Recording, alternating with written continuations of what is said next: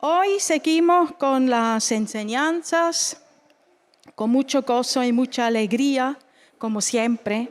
Ya hemos llegado al quinto ejercicio, a la quinta lección, se dice. Amén. Y realmente lo más que estudio, y espero que todos ustedes también lo estudian, lo más me enamoro de Jesús. Porque es tan precioso el libro de Apocalipsis, aunque mucha gente le tiene miedo. Y le tienen miedo porque no saben qué hacer con ese libro, no saben interpretarlo o lo tienen mal interpretado o se enfocan en el anticristo, pero no es el libro de la revelación del anticristo, es el libro que revela a Jesucristo. Y os puedo decir que de propia experiencia, no sé cómo lo tienen ustedes, pero claro, cuando oramos, nosotros nos acercamos a Dios, ¿no? Y tenemos la información de cómo es Dios, tenemos la información de la Biblia. Entonces, cuando estamos en alabanza, cuando estamos con Dios, claro, estamos en lo que sabemos de la Biblia, yo al menos. Estoy en el jardín de Edén, me imagino cómo Dios hizo el cielo y la tierra, después el mar que se partió, Moisés, las tablas, todo lo grande que hizo Dios en el Antiguo Testamento. Me hablan de la grandeza de Dios y cuando alabo y adoro y estoy con el Señor, yo me maravillo de Él por lo que hizo. Seguro que a ustedes también va así. Luego llegamos ya al nacimiento de Jesús. Vemos Jesús haciendo lo que hizo, murió, resucitó, todo lindo. Pentecostés, adoramos, alabamos, es lo que tenemos. Y nos agarramos a esto porque es la información que tenemos de Dios y de las cosas de Dios.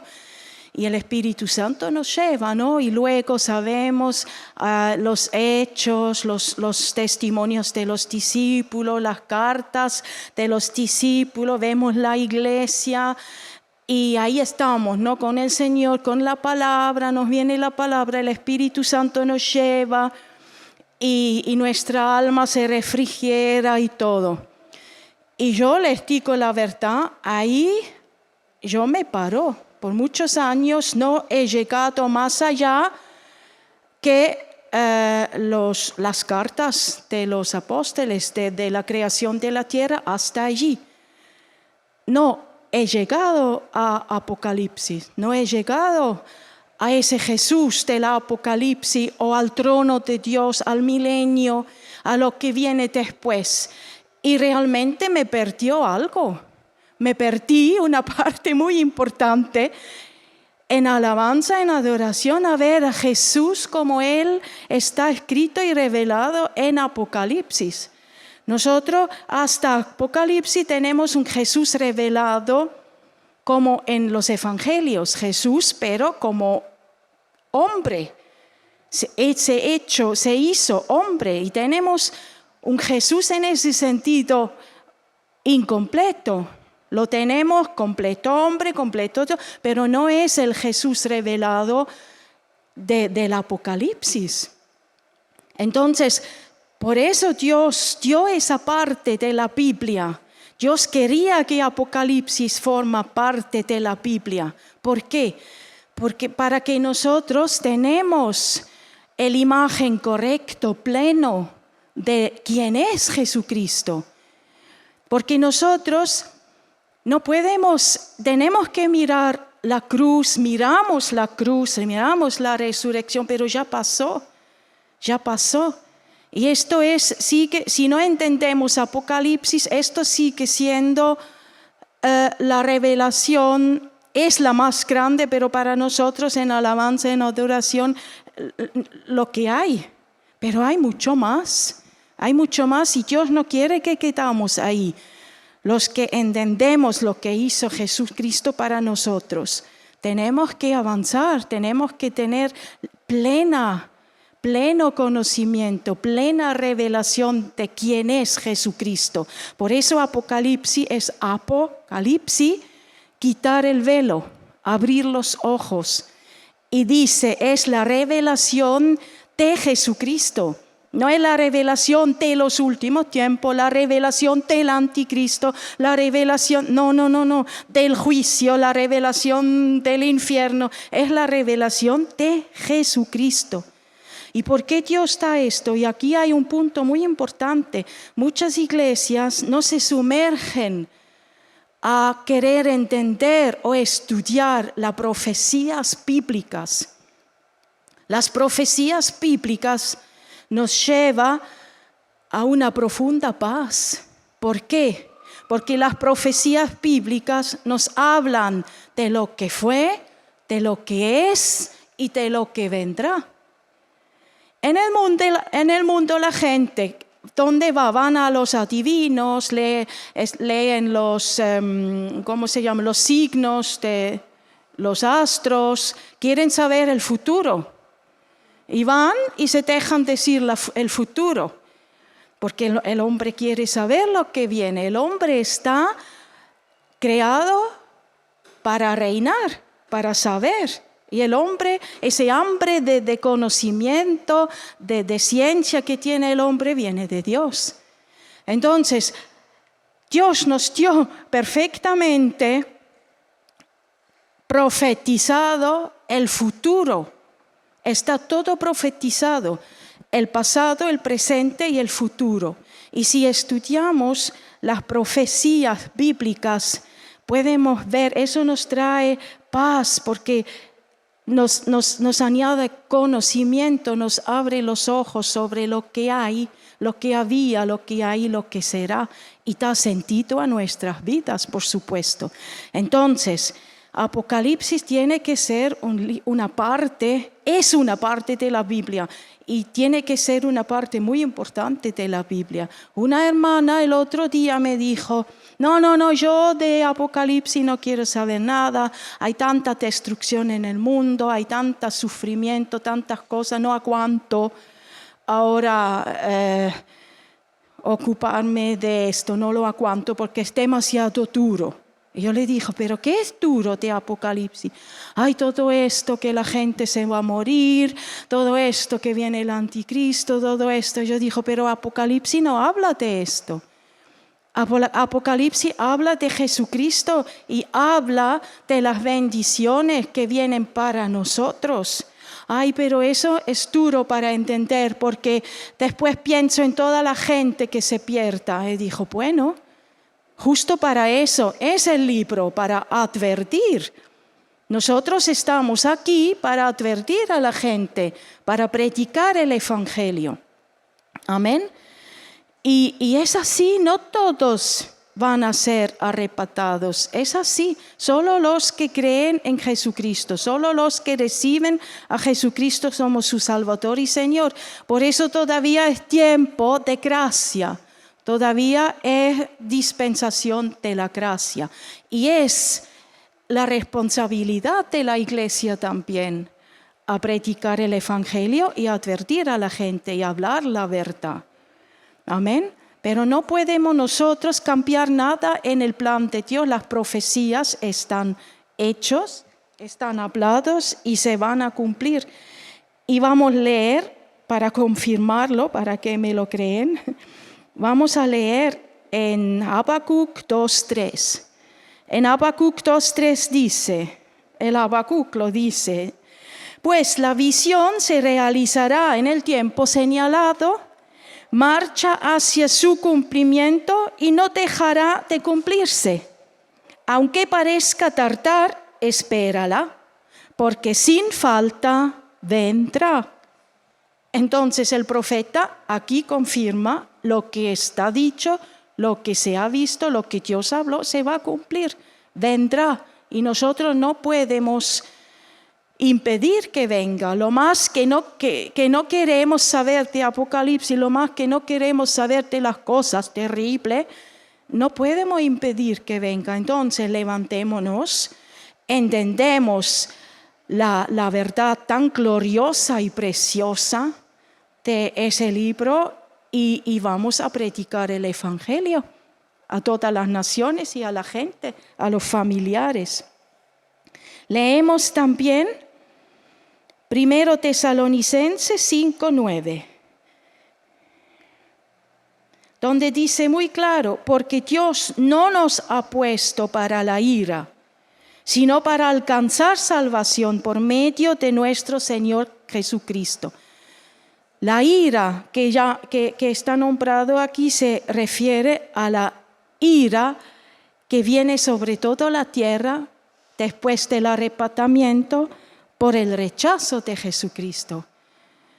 Entonces, no tengo que enojarme con Dios porque va a castigar la tierra, no, porque Dios tiene misericordia suficiente en estos tiempos y más que le sobra para salvar a las personas. Ahora es el tiempo, ahora es el momento.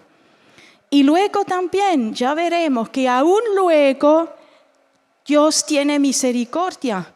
¿Se acuerdan que en el principio, cuando he nombrado los 4 jinetes, en uno dice, cuando está derramado, cuando viene la peste, cuando vienen las enfermedades y todo sobre la tierra por la ira de Dios, ¿qué dice Dios? Él no va a permitir que falta el vino y el aceite. El vino y el aceite simbolizan la medicina. Entonces, aún allí, cuando caen los juicios más terribles, habrá misericordia de Dios, porque Él tiene el control aún allí. Habrá medicina. La gente tendrá ayuda. Amén. No podemos decir, no se trata del mismo Dios terrible, es el mismo Dios, pero no se trata de la misma situación como en el Antiguo Testamento, donde Dios tenía otro trato con el pueblo de Dios y con la tierra. Cuando el juicio vino sobre los impíos, Jesucristo todavía no estaba.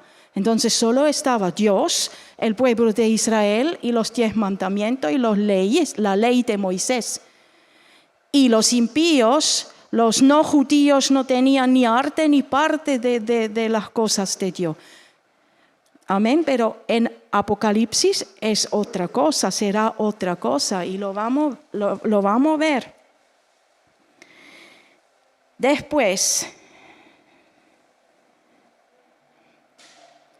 leemos en Hechos 17, 24 a 26, dice: el Dios que hizo el mundo y todo lo que hay en él es Señor del cielo y de la tierra. No vive en templos construidos por hombres, ni se deja servir por manos humanas como si necesitara de algo. Amén. Por el contrario, Él es quien da a todos la vida, el aliento y todas las cosas vienen de Él. De un solo hombre hizo todas las naciones, para que habitarán toda la tierra, y determinó los periodos de su historia y las fronteras de sus territorios. Entonces es Dios que determina los tiempos, es Dios que pone frontera, es Dios que tiene el control sobre todo lo que está pasando. ¿Me gusta o no me gusta? Es así. Y nos sometemos a la soberanía de Dios. No sirve nada si me opongo a algo que está escrito y a algo que no podemos cambiar, porque Dios es el que gobierna y reina. Y esto es bien que esto nos hace humilde, y es bueno ser humilde. Es bueno ser humilde y entrar en ese plan de Dios. Y Él nos hizo entrar con Jesucristo en todo ese plan y en sus tiempos y en lo que está pasando. Esto es un regalo, también es gracia a poder compartir activamente aquí en la tierra ese plan de Dios para los últimos tiempos. Amén. Ahora, claro, viene la pregunta: la pregunta clave. ¿Y qué pasa con los familiares y amigos? ¿Qué pasa con ellos? ¿Tendrán que ir a la tribulación? ¿Tendrán que ir? ¿No serán arrebatados los familiares y los amigos? ¿Y quiénes realmente van a salvarse? ¿Quiénes van a ser arrebatados? Son preguntas, una pregunta que me hicieron, y entonces quiero responder esa pregunta. La palabra dice muy claro, y lo leemos en Romanos 10, 9 hasta 13. Dice muy claro quién será arrebatado. Que si confiesas con tu boca que Jesús es el Señor y crees en tu corazón que Dios lo levantó de entre los muertos, serás salvo. Si lo confiesas con tu boca que Jesús es el Señor y crees en tu corazón que Dios lo levantó de entre los muertos, serás salvo. Porque con el corazón se cree.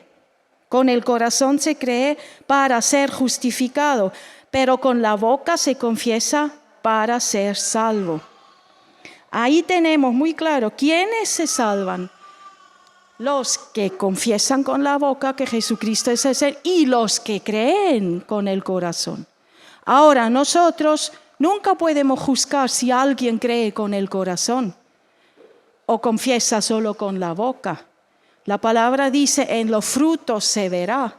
Tiene que haber un cambio. Si uno cree con el corazón y confiesa con la boca, tiene que haber un cambio en su vida. Si uno dice, yo creo con el corazón y confieso con la boca que Jesucristo es el Señor, y sigue años y años y años en pecado y no se ve ningún fruto, entonces algo falla. O cree mal, o no está bien instruido, o simplemente solo hizo un credo. Ahora les quiero enseñar la diferencia para que entendamos. Hay dos formas de poder confesar. Amén. En el latino y en el griego también hacen dos diferencias. Está la confesión, que es el arrepentimiento y la fe. El arrepentimiento es creer con el corazón. Te arrepientes de tus pecados, estás consciente de que necesitas un Salvador, te arrepientes y recibes a Jesucristo como tu Señor y Salvador y lo confiesas con la boca. Esto es confesión. Esto es hacer una confesión, confesar la fe. Esta es la confesión que salva. Amén. Luego, pero hay un dicho credo. Es diferente. Credo también es confesar algo, pero el credo es una confesión sin el corazón, sin fe. Por ejemplo, dice, el credo es un conjunto, confesar un conjunto de principios ideológicos o religiosos de una persona, un grupo social o aún un partido político. Amén. Entonces, el credo es un conjunto de principios ideológicos o religiosos, nada más. De una persona, un grupo social o un partido político aún. Eso es lo que se confiesa con la boca y no se cree con el corazón. Entonces, el occidente tenemos que entender, y eso va también con Apocalipsis, con las 7 cartas a las 7 iglesias. El occidente del mundo es cristianizado. Las 7 cartas de las 7 iglesias se dirigen al mundo occidente o lo que sea cristianizado. No se dirige solo a las iglesias evangélicas en este sentido, las iglesias de Jesucristo. Se dirige en el conjunto a todo el cristianismo, porque Dios no solo ve los redimidos, los apartados, la remanente, Él ve el conjunto cristiano en todo el mundo. Y en ese conjunto de cristianos hay muchos credos. Hay muchos que confiesan a Jesucristo con su boca, pero no lo creen con el corazón, no son nacidos de nuevo, porque Jesucristo a Nicodemo dijo muy claro, si no naces de nuevo, sigues siendo un religioso. Si no naces de nuevo, no tienes el Espíritu de mi Padre, el Espíritu de Dios, y entonces tu espíritu no nace de nuevo y sigue siendo muerto, aunque si confiesas con tu boca. Pero fíjense que dice muy claro en Romanos, el que cree en el corazón, porque con el corazón se cree y con la boca se confiesa. Entonces, en el momento del arrebatamiento habrá muchos cristianos que confiesan credo y no confiesan confesión de arrepentimiento y de fe. No son nacidos de nuevo. Esto va a pasar. Amén.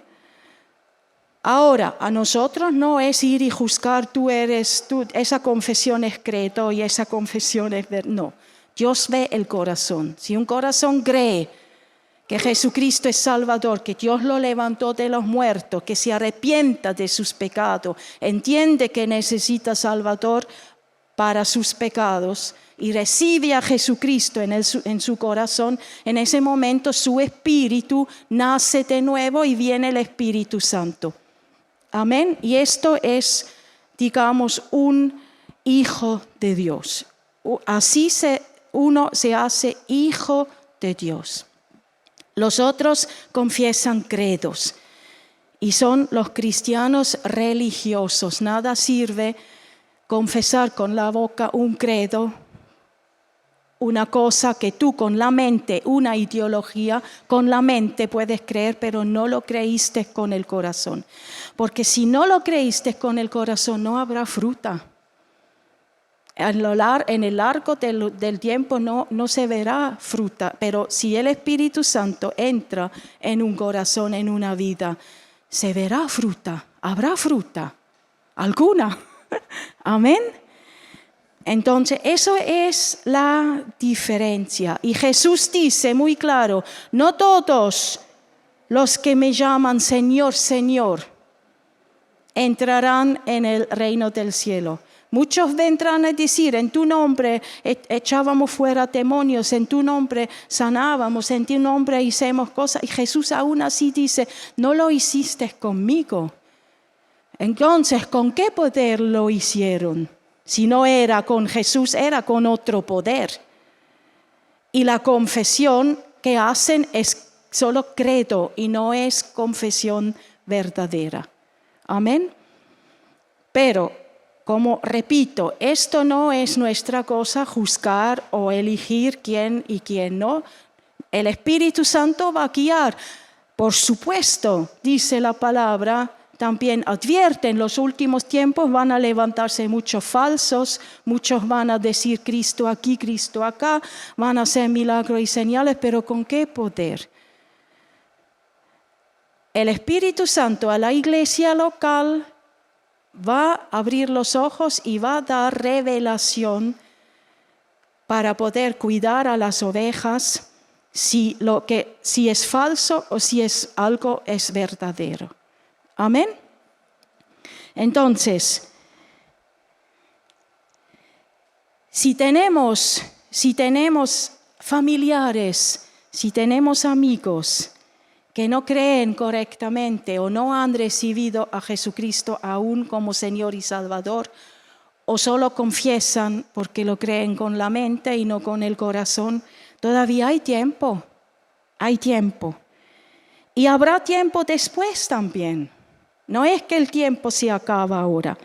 El tiempo después del arrebatamiento, todas estas personas, como ya lo he mencionado la otra vez, todas esas personas se van a acortar. Por eso todo lo que hablamos no es nada por vano. Si reciben a Jesús o no, no es por vano. Tal vez tú piensas, he hablado 20 veces, 30 veces, años y no. no pasa nada. Pasa que no serán, si no se reciben a Jesucristo como su Señor y Salvador, no serán arrebatados. Pero luego habrá un avivamiento mundial tremendo. Porque todas estas personas que sabían, oían y no querían, son los primeros que van a querer convertirse, los primeros que reciben a Jesucristo luego. Y claro que lo pueden hacer. Amén. Y habrá un tiempo. Más adelante vamos a ver eso también. Se los voy a decir cómo. Habrá un tiempito entre arrebatamiento y el primer sello. Habrá un tiempo. No se sabe si son meses o años, pero habrá un tiempo neutral, digamos. El tiempo después del arrebatamiento hasta que aparece el anticristo hay un tiempo vacío, neutral. Amén. Que se puede ver cuando estudiamos las profecías de Daniel, lo podemos ver. Y entonces en aquel tiempo es el tiempo de ¿cómo se dice? El tiempo donde el mundo no sabe qué hacer. Después de que las iglesias desaparecían y todo, es un tiempo, meses o años, que la gente, los gobiernos, los políticos no saben qué hacer, no saben cómo actuar con esto. Y en ese tiempo, pero, es el tiempo donde habrá un avivamiento, que muchos familiares, amigos, conocidos, que habían oído y no habían recibido a Jesucristo, lo van a hacer. Amén. Y les voy a leer en Mateo 24, 21. Mateo 24, 21 dice. Ahí Jesús lo dice, porque habrá entonces una gran tribulación. Es esta. La tribulación que viene es la gran tribulación. Él allá avisa, tal como no ha acontecido desde el principio del mundo hasta ahora, ni acontecerá jamás, claro, porque después de esta ya no habrá jamás. Y dice, y si aquellos días no fueron acortados, nadie se salvaría. Pero por causa de los escogidos, aquellos días serán acortados. Amén. Entonces, por causa de los escogidos, entonces los que se conviertan durante la tribulación son escogidos también de Dios. Entonces, el plan de la salvación de Dios no termina por completo con el arrebatamiento. Luego hay oportunidades, aunque bajo muchas dificultades, persecución. Pero Jesús los menciona. Gloria a Dios. Amén. Entonces habrá oportunidad. No hay que afligirse ahora ya en esta tierra.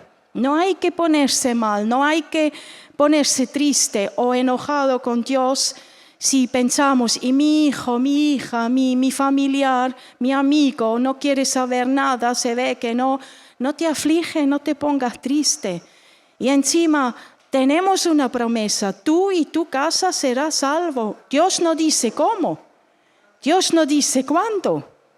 Pero yo estoy seguro que si un hijo que no quería recibir a Jesucristo se queda solo en casa, de pronto, solo con la casa, con la empresa, con todo, los padres no están, las hermanas se fueron, va corriendo a ver en esta iglesia, en aquella iglesia donde estaba, no hay nadie, el pastor se fue, los congregantes se iban, se dará cuenta y encuentra la Biblia de la madre, del padre, y va a leer la Biblia y es así. Y se van a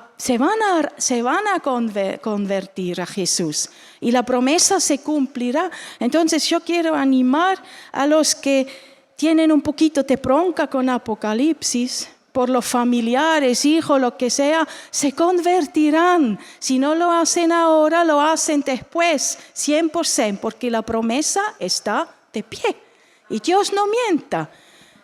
Amén. Y por eso se confirma lo que he dicho. Las profecías bíblicas nos traen paz.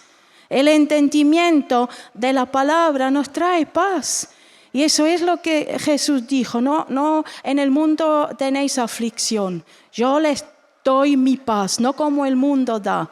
Y Él dice, no quiero que estéis temerosos. Entonces Él no quiere que estemos temerosos porque para todo hay una respuesta. Y esa persona que me preguntaba así, es muy bueno, hay que preguntar, se quedó contenta y feliz. No porque yo dije algo que ella quería escuchar, porque la palabra lo dice. Entonces, hay esperanza para tu marido, para tu esposa, para tu hijo, para tu hija, tu familia. Cuando tú ves ahora que no quieren saber nada de Jesús, no te afliges, sigue siendo testimonio, sigue creyendo en Jesús, sigue tratándoles con todo el amor de Dios, enséñales la gracia, lo que es la gracia de Dios, hasta el final. Y no te afliges si no se van contigo en el arrebatamiento. Van a ser salvos luego. Y lo vemos también en Apocalipsis 6, 9 a 11. Apocalipsis 6, 9 a 11.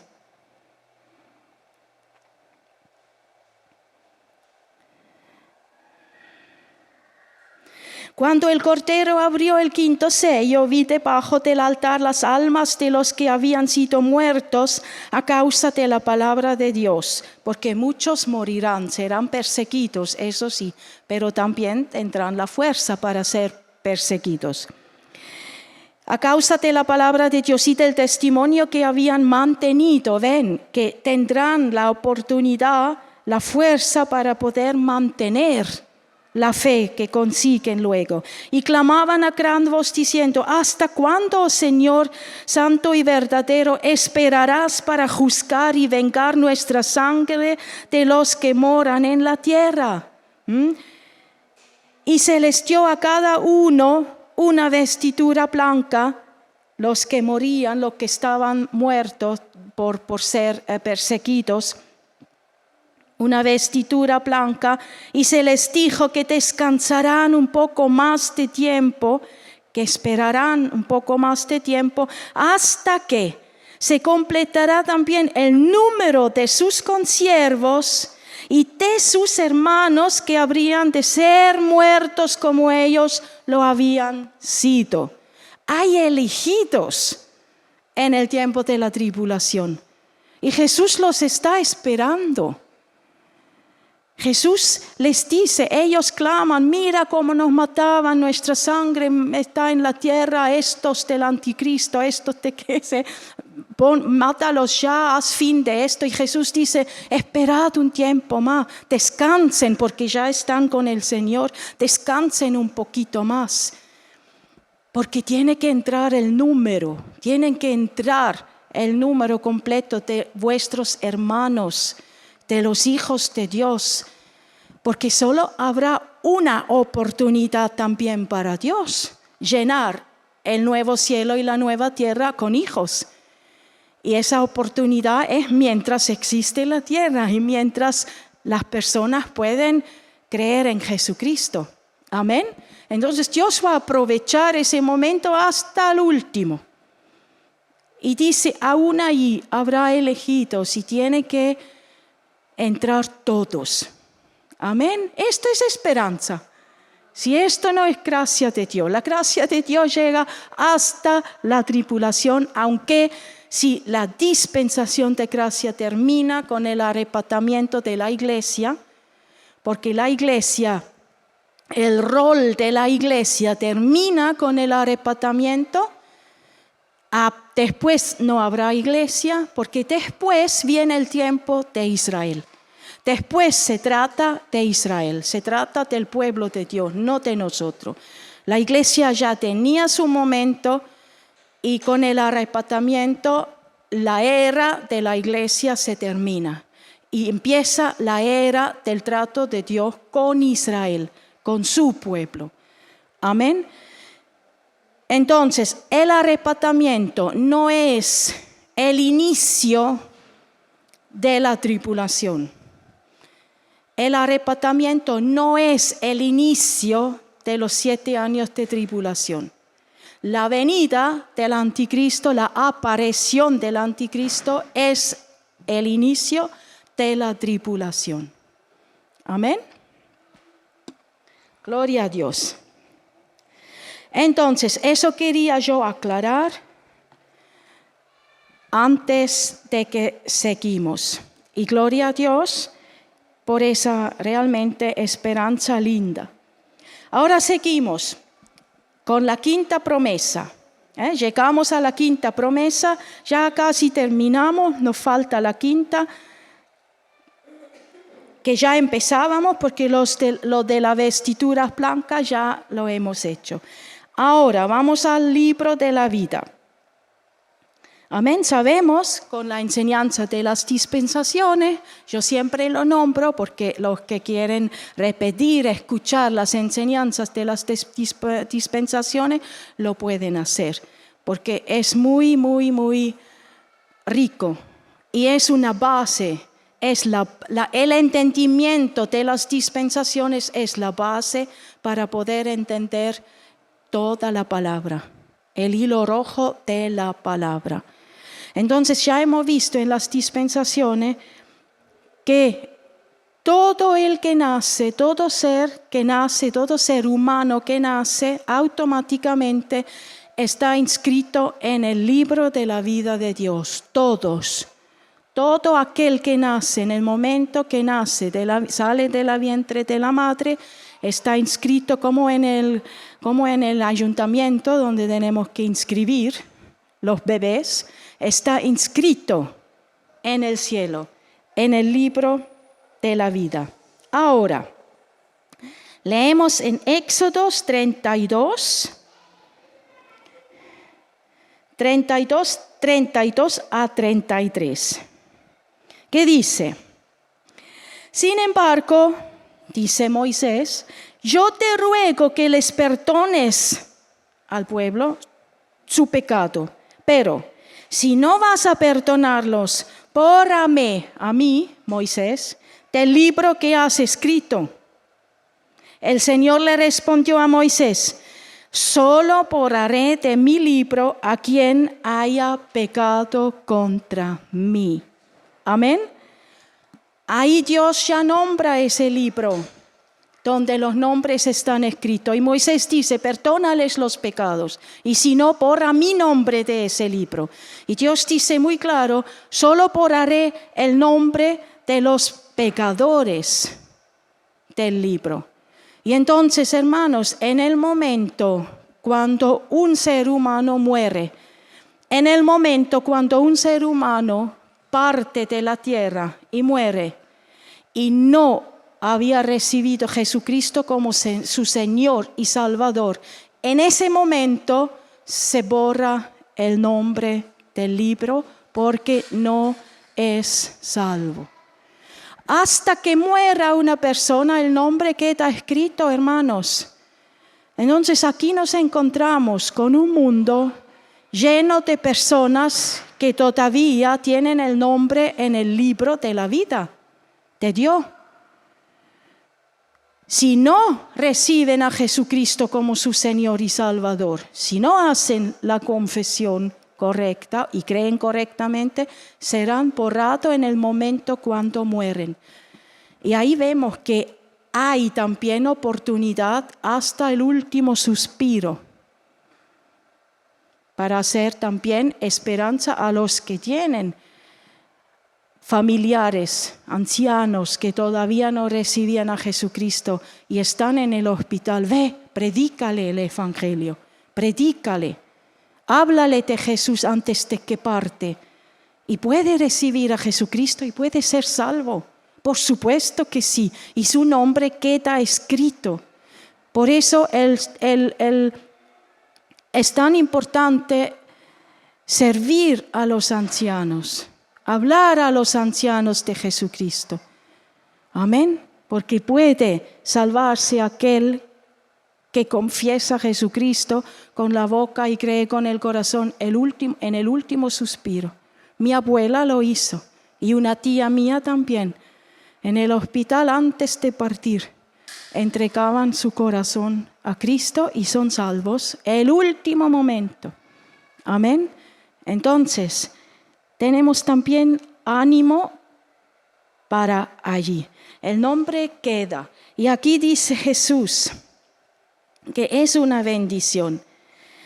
El que venciere, en 3, 5 y 6, el que venciere será vestido de vestiduras blancas, que ya lo estudiábamos el otro día, y no borraré su nombre del libro de la vida, y confesaré su nombre delante de mi Padre y delante de sus ángeles. Amén. Gloria a Dios, gloria a Dios. El que venciere, somos los que pertenecemos firme en Jesucristo, porque en Él somos más que vencedores. Amén. Pero el que se entrega el último suspiro en Cristo es igual vencedor como nosotros toda la vida. Porque eso cuenta, esto vale. Amén. Uno que entrega su vida en el último suspiro en Cristo ya automáticamente se hace vencedor. El que venciere no se refiere de algún esfuerzo, de si viviste bien, si hiciste suficientes obras, si fuiste un buen cristiano, estabas siempre en la iglesia, ayudaste donde podría. No se refiere a esto. El que venciere se refiere solamente el que está en Cristo, murió en la cruz y resucitó con Cristo. Entonces venció. Somos vencedores. Amén. Entonces, seguimos. Luego dice en 3:12, al que venciere yo lo haré columna en el templo de mi Dios y nunca más saldrá de allí.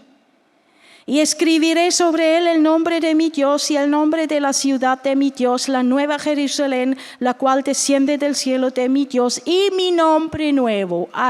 Aquí hay mucha información. Amén. Seremos columna. ¿Qué columna? Seremos columnas así en el templo.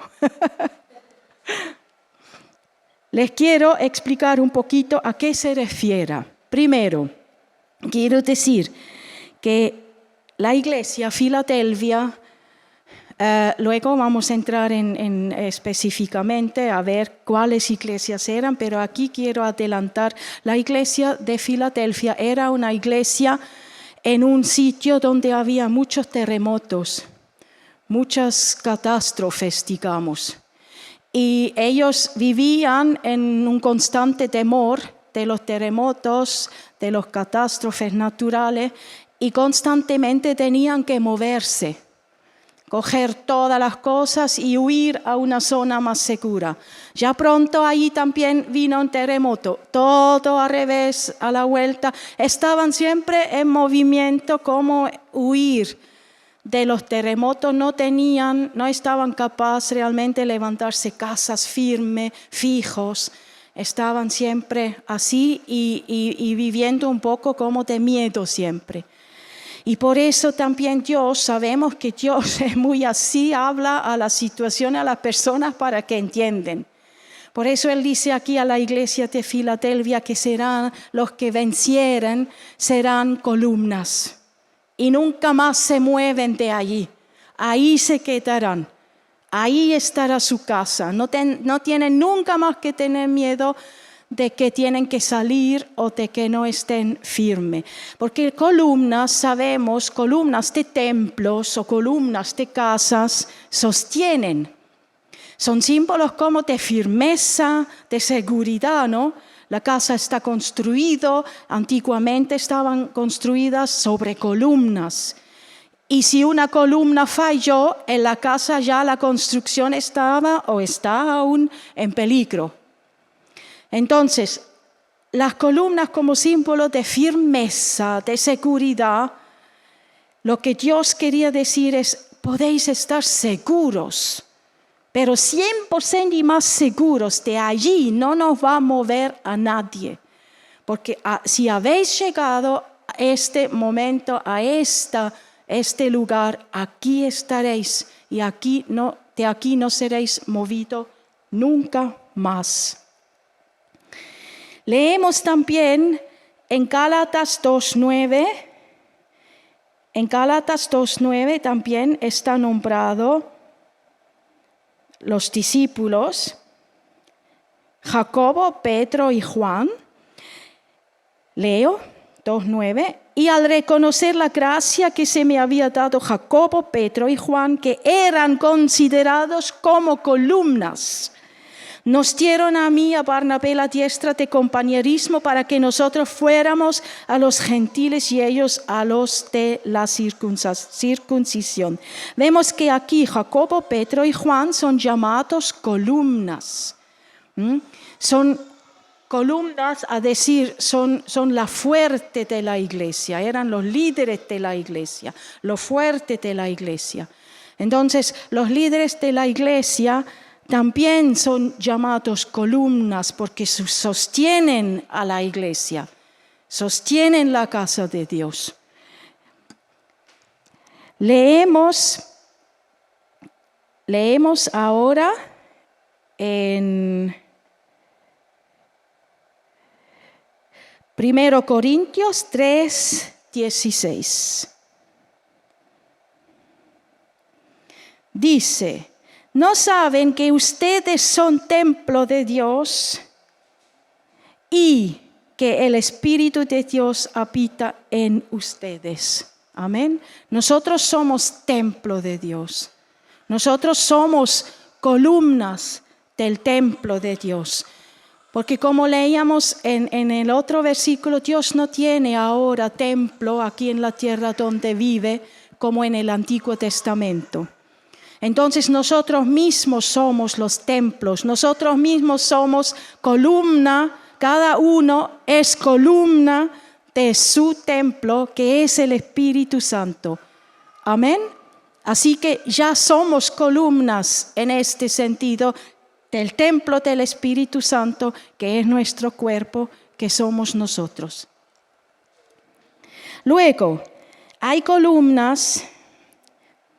Y vemos ahora un poco la unidad entre el versículo y el templo de Salomón. Leemos en 1 Reyes 7:15, 1 Reyes 7:21, perdón.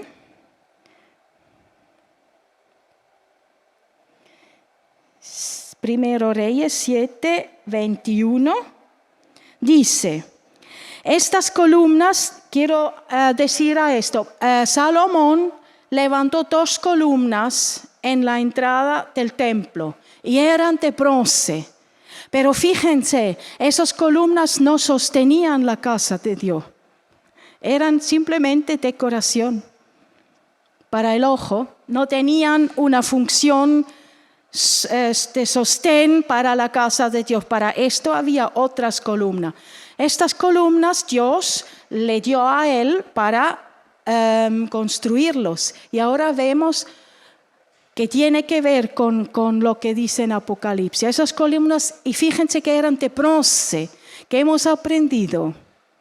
El material de bronce. ¿Se acuerdan? Juan vio a Jesús con los pies de bronce.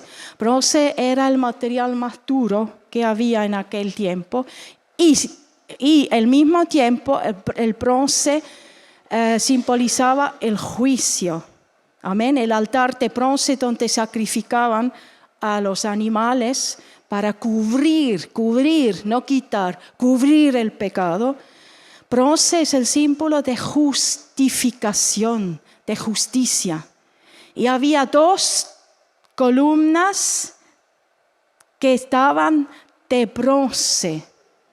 Amén. Lo tenemos aquí. Entonces, fíjense que dice en 1 Reyes 7:21.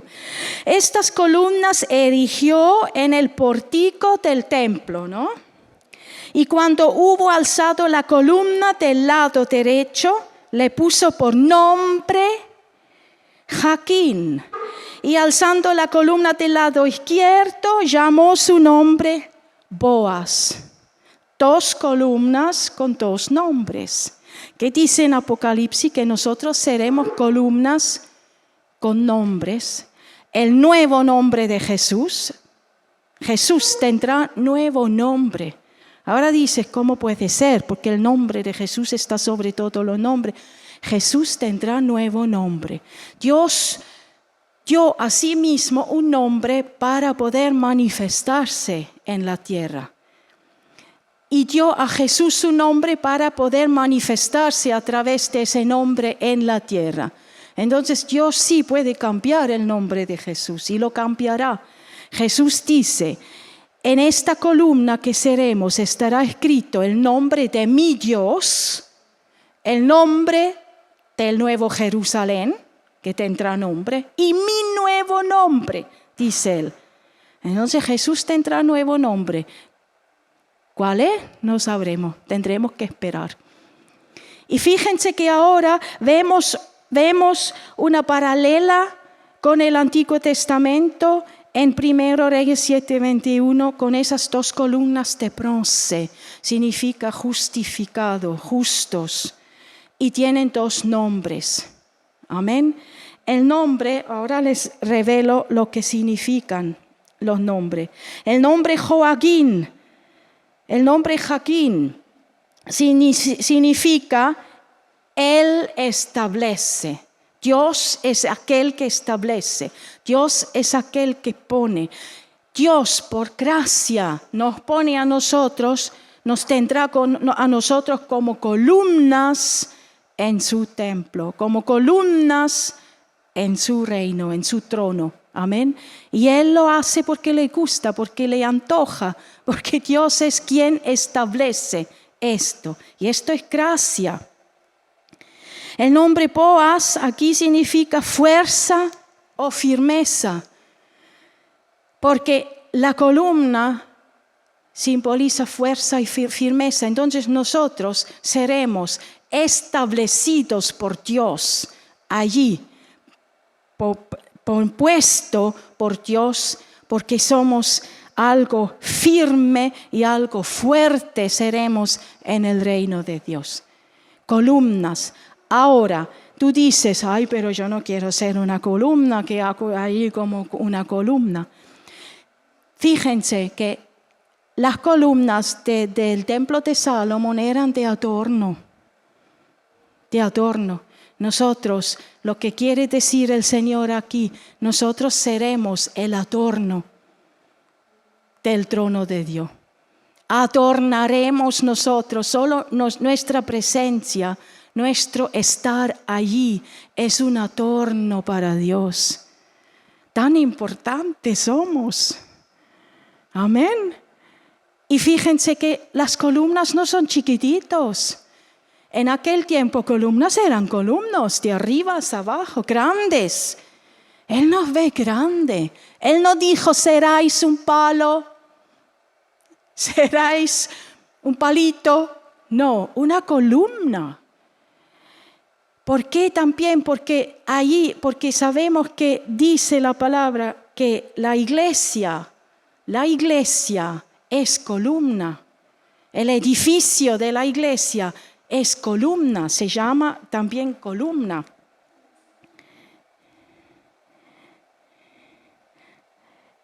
Lo leemos, si lo encuentro. Ahora no lo encuentro. En 1 Corintios 3:16. Aquí. 1 Corintios 3:16. Aquí lo dice. ¿No saben que ustedes son templo de Dios y que el Espíritu de Dios habita en ustedes? Pero hay un versículo que dice columna. Que la iglesia es como columna. Si lo encuentran, luego en casa podéis buscarlo. Amén. La iglesia será un adorno porque estará la iglesia, no olviden. estaremos la iglesia allí adornando el trono de Dios. Ahora, ya hablamos del trono. Dice el Señor, primero los nombres. Primero los nombres. Me estoy apurando un poco porque quiero llegar lejos. Entonces, esos son las columnas, pero ahora las columnas tienen nombres, como los nombres de las columnas en el templo de Salomón. Los nombres de su Dios, los nombres del Nuevo Jerusalén y el nuevo nombre de Jesucristo. Ahora vemos en Apocalipsis 22, 1 a 4. Apocalipsis 22, 1 a 4.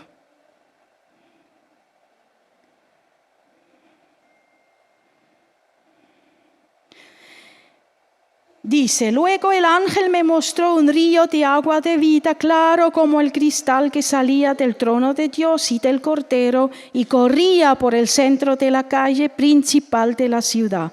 A cada lado del río estaba el árbol de la vida, esto ya conocemos, que produce 12 cosechas al año, una por mes, y las hojas del árbol son para la salud de las naciones. Ya no habrá maldición. El trono de Dios y del Cordero estará en la ciudad. Sus siervos lo adorarán, como nosotros. Lo verán cara a cara y llevarán su nombre en la frente. Amén. Llevaremos el nombre de Jesús en la frente. Los que llegamos a poder estar allí, llevaremos su nombre en la frente. ¿Por qué? ¿Por qué? Esto no es como un esclavo que lleva el nombre en frente. No, esto es una honra. Porque así Jesús confirma y proclama, eres mío, eres mía. Y nadie nunca más puede quitarte de mi mano. Nadie nunca más puede sacarte de este lugar. Esto es una honra. Miren el contraste que vemos, los que no estarán ahí, los que no reciben a Jesucristo como su Señor y Salvador, no tendrán esta bendición, pero tendrán lo que dice en Apocalipsis 13, 16 a 18. Apocalipsis 13, 17 a 18. De modo que nadie pudiera comprar ni vender, a menos que llevara la marca, que es el nombre de la bestia o el número de ese nombre. En esto consiste la sabiduría. El que tenga entendimiento calcula el número de la bestia, pues es número de un ser humano 666. ¿Qué dice? Llevará la marca, que es el nombre de la bestia. Los que no reciben a Jesucristo como Señor y Salvador, los que tienen que quedarse en la tierra, los que no niegan a adorar al falso Cristo, cuando ya se habían convertido en el tiempo de la tribulación, tendrán que dejar que les ponen el nombre de la bestia donde sea, no dicen la frente. Y el número. Y esto es cuando ya no pueden comprar o vender si no llevan la marca de la bestia, la marca del anticristo. El nombre dice, y el número es 666. Esto pasará después de la primera mitad de la tribulación. En la mitad, cuando termina el tiempo, los 3 años y medio de falso paz, en la mitad, antes de la última mitad de 3 y medio años, pasará esto. Amén. Miren la diferencia. Nosotros llevaremos el nombre de Jesucristo en nuestra frente. Seremos columnas con el nombre de Dios, con el nombre del Nuevo Jerusalén, porque esto Cristo promete a los que vencen, a los que están en Él. Es una diferencia muy grande. Amén. Gloria a Dios. Termino también con el trono y así ya tenemos terminado las promesas. Después dice en capítulo 3, versículo 21, al que venciere le daré que se siente conmigo en mi trono, así como yo he vencido y me he sentado con mi Padre en su trono. Amén. Esto es lo máximo. Esto es la curva que va arriba. Lo máximo, lo último es que podemos sentarnos en el trono con Cristo, así como Él se sentó en el trono de su Padre. Ahora vamos a ver qué significa esto. Hay más tronos, hay un trono que hay. Cristo, como el Hijo de Dios, se sienta con Dios en su trono en el cielo, un trono, pero que nosotros no podemos compartir. Nosotros no compartiremos el trono de Dios, compartiremos el trono de Jesús. Ahora, cuando sea esto, leemos en Salmo 110, 1. Salmo 110, 1, para que tengamos un poco una idea. Dice el Señor a mi Señor. Dice Dios a mi Señor. El Señor a mi Señor. David en ese tiempo no sabía que se trata de Jesús. Dice Dios a Jesús: siéntate a mi diestra, hasta que ponga a tus enemigos por estrado de tus pies. Dios le dice, siéntate a mi diestra, no dice, siéntate en un trono a mi diestra. ¿Se han fijado? Nunca se lee que Dios dice a Jesús, siéntate a un trono a mi diestra. En Apocalipsis mismo vemos que cuando hablan del trono de Dios, de él, el anciano que está sentado sobre un trono, se habla de Dios, Yahvé, Dios el Padre, y dice siempre que el Cordero está allí. El Cordero es Jesucristo, pero no dice, y vio a Jesús sentado en un trono a la diestra de Dios. Dios dice muy claro en el Salmo 110:1, hasta que pongo tus enemigos bajo tus pies, estarás conmigo en el trono a la diestra. Ahora, el trono de Dios en la eternidad será igual, es el Dios que está en el trono. Pero el trono no es solamente una silla, el trono es un lugar. Amén. Tenemos que imaginarnos la sala de trono, por ejemplo. Tronos no son solamente sillas donde están sentados los que están sentados. Es el trono de Dios y un lugar alrededor. Luego, cuando seguimos estudiando en el capítulo 4 y 5, vemos que hay otras entidades alrededor del trono de Dios que comparten con Dios la sala de trono. Amén. Entonces, hasta que pongo tus enemigos bajo tus pies. ¿Cuándo es esto? Jesús sí recibirá un trono. Ya hemos aprendido mucho, tenemos que ya estar capaz para poder saberlo. ¿Cuándo recibe Jesucristo su propio trono? ¿Cuándo tendrá Jesucristo su propio trono? En el milenio. En el milenio Jesús tiene su propio trono. Y ahí Él se refiere al milenio cuando Él dice, al que venciere le daré que se siente conmigo en mi trono, así como yo he vencido y me he sentado con mi Padre en su trono hasta que tenía todos los enemigos abajo de mis pies, podríamos decir. Entonces, pero esto no significa que estamos todos sentados encima de Jesús. Millones, no. Estaremos compartiendo su trono. Tendremos la autoridad que Él tiene. Porque uno que se sienta o comparte un trono tiene autoridad. La misma autoridad como hemos aprendido como Jesús. Y gobernaremos en el milenio. Eso ya sabemos, ya lo hemos estudiado. Entonces, de esto se refiere. No es que en la eternidad estaremos sentados en tronos. No, en la eternidad, después del milenio, solo hay un trono. Y es el trono de Yahvé, el trono de Dios.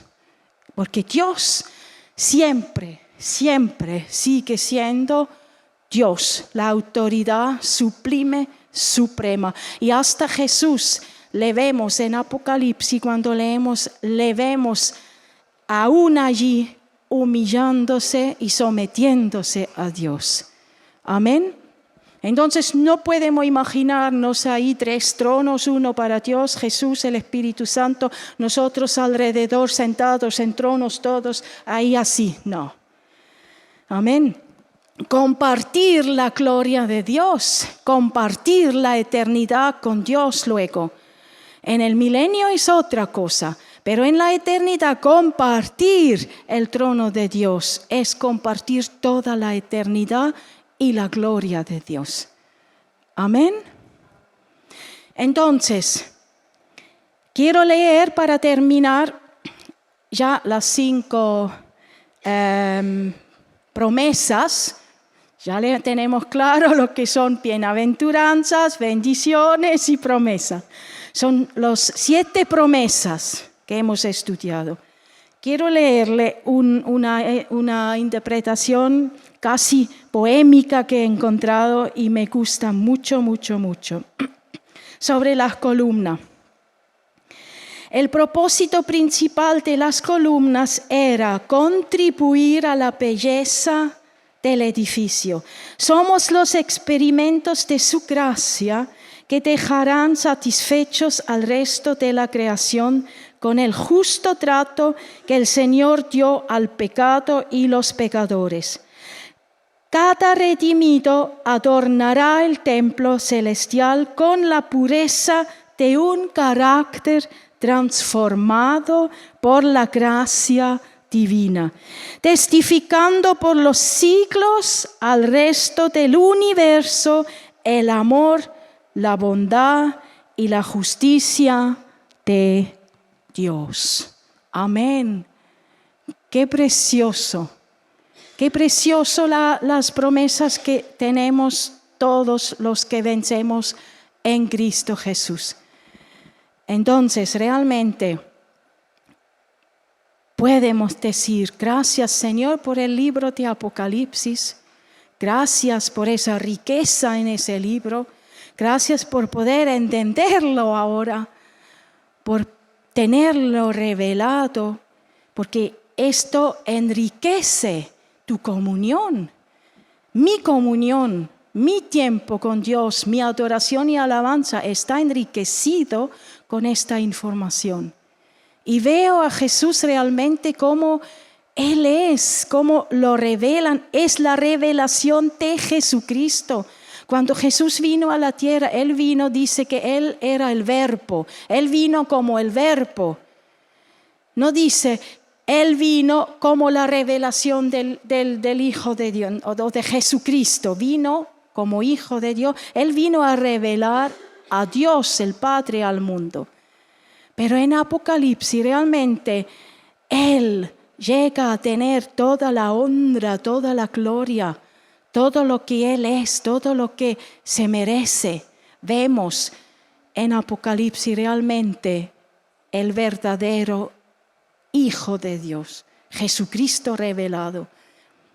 Y espero y oro y realmente anhelo que realmente todos estos estudios y informaciones enriquecen vuestra comunión, vuestro tiempo con Dios, animan y dan aliento también, porque hay esperanza hasta el último momento para los perdidos y hay mucha gracia aún y misericordia en el tiempo más fuerte que puede haber, como dijo Jesús en Mateos, que nunca más después de esa gran tribulación habrá otra como esta, porque será realmente terrible. Pero dentro de esta hay misericordia, porque Dios es el mismo siempre.